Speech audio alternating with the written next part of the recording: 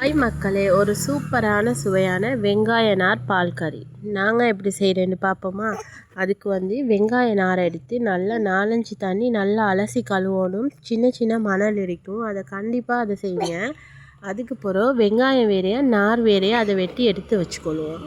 இந்த மாதிரி சின்னதாக வெட்டி எடுத்துக்கொள்ளணும். கண்டிப்பாக வேறு வேறையாக தான் வெட்டி வைக்கணும். ரெண்டையும் அருமையாக கலந்துடக்கூடாது.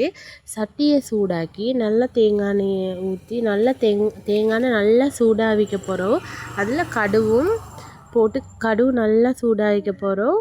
கருவேப்பிலை போடுவோம். நான் பச்சை கொச்சிக்காய் போடலை. உங்களுக்கு பச்சை கொச்சிக்காய் வேணும்னா நீங்கள் கண்டிப்பாக சேர்க்கலாம். அதோடு அந்த வெங்காயத்தை மட்டும் எடுத்து அந்த எண்ணெயில் நல்லா முருவ வச்சுக்க போகிறோம். அதில் கொஞ்சம் மஞ்சள், உப்பு, தேவையான அளவு உப்பு சேர்த்து நல்லா கிண்டிட்டு நாரை சேர்க்க போகல மக்களே.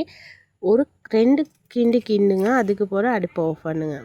அப்படி இல்லாட்டி 2 கிண்டு கிண்டிக்க போகிறோம். அடுப்பு கொஞ்சம் குறைச்சிட்டு தேங்காய் பால், கெட்டியான நல்ல தேங்காய் பால் ஊற்றணும்.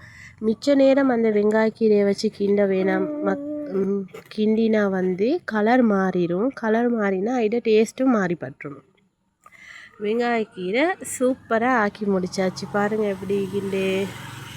இந்த வீடியோ உங்களுக்கு பிடிச்சிருந்தா லைக் அண்ட் சப்போர்ட் பண்ணுங்கள். கண்டிப்பாக கமெண்ட்ஸ் பண்ணுங்கள். சப்ஸ்கிரைப்